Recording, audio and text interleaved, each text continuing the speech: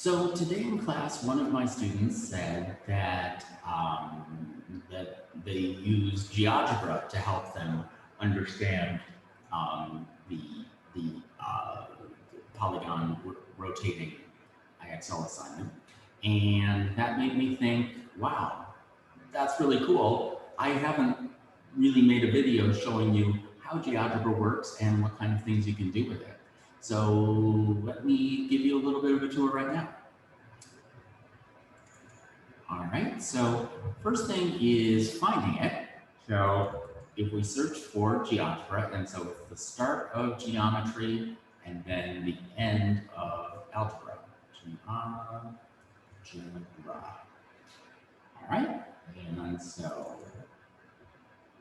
Geogebra free math app used by over 100 million, blah, blah, blah, blah, blah. Start calculator.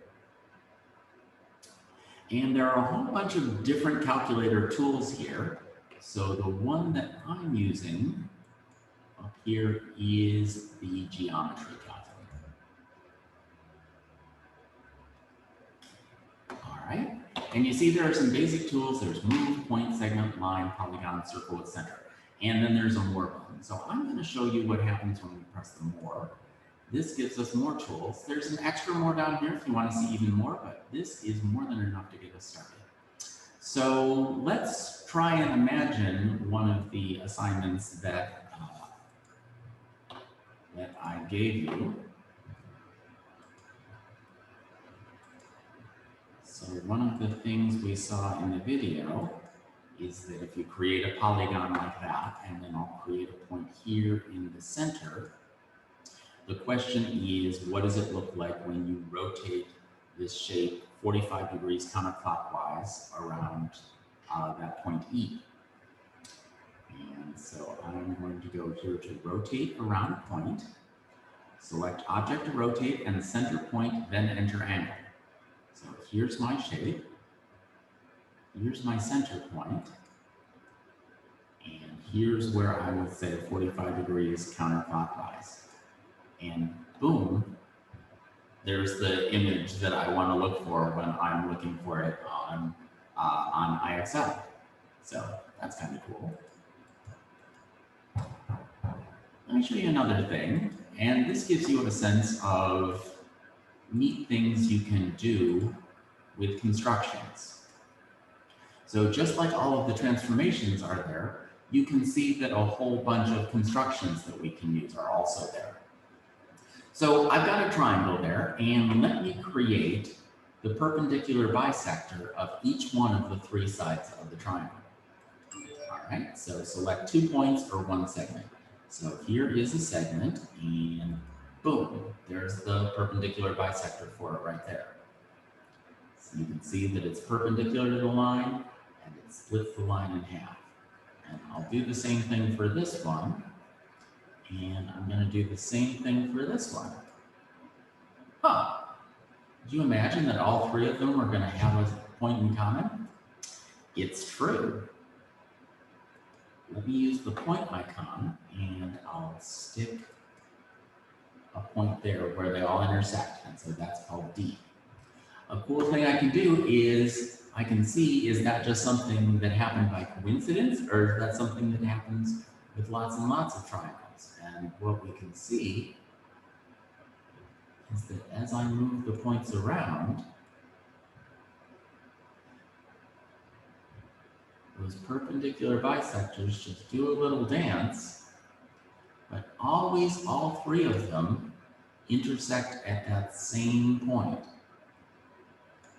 And let me show you something else that's cool about it. Let's select circle with center. And I will select D as the center of the circle. And now I'm going to select a point on the outside of the circle. And I'm going to select A.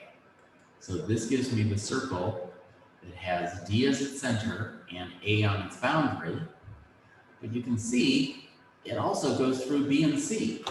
So that circle has the power that it goes through all three vertices of the triangle. And once again,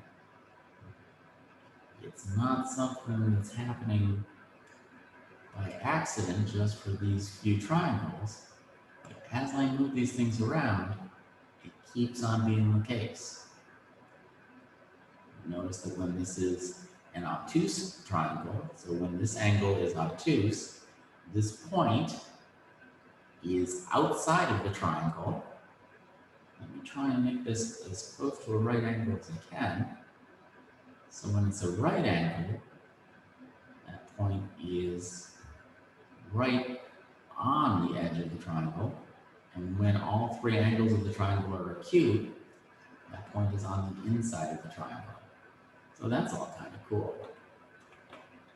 Another thing I can do is I can measure angles. So if I select this measure angle, I select 3 points, BAC. You notice how it just created that little arc there. And it says that this angle is 58.1 degrees. All right, and once again, as we move the triangle around, you can see I even just learned something. If you do angle and click on a shape, it automatically gives you all three angles in the shape. So that is a really neat ability. And once again, you can see that it automatically updates as you go through here. So you can see there are a lot of fun things here. There are a whole bunch of different constructions, constructing the midpoint, constructing a perpendicular line, perpendicular bisector, parallel line, angle bisector. These are all things we're going to do over the course of kind of our unit on constructions. Creating angles, creating polygons. You can also create a regular polygon. So I can say I want a polygon whose side goes from E to F. And then it says, how many sides should this polygon have? Maybe I want 7. So that just gave me a 7-sided regular polygon. So all 7 of the sides are the same length. And once again, I could see how big all of the angles are. So they're all 128.6 degrees. Can you imagine? This just gives you a sense of some of the things you can do with Geogebra, just from a quick look through. If you want to use it to imagine things that we're doing in class, or if you want to use this to experiment in your own way with taking something I'm talking about and taking it up to the next level, it's a really great tool for doing that. And so if you come across interesting things, go ahead and let me know about it. One thing you can do is if you come up here, you can save your picture and then you can share it with somebody else. So that would be an awesome thing to see what you're able to create and learn using Geogebra, if that's something that you want to be able to do. So I hope you enjoyed learning about that tool. If you want to use it, it's there for you. If you don't, it's probably not going to be anything. Well, if I do assign it, assign doing something in Geogebra, I will make it clear what you need to do. But it's something that you can play around with at your leisure.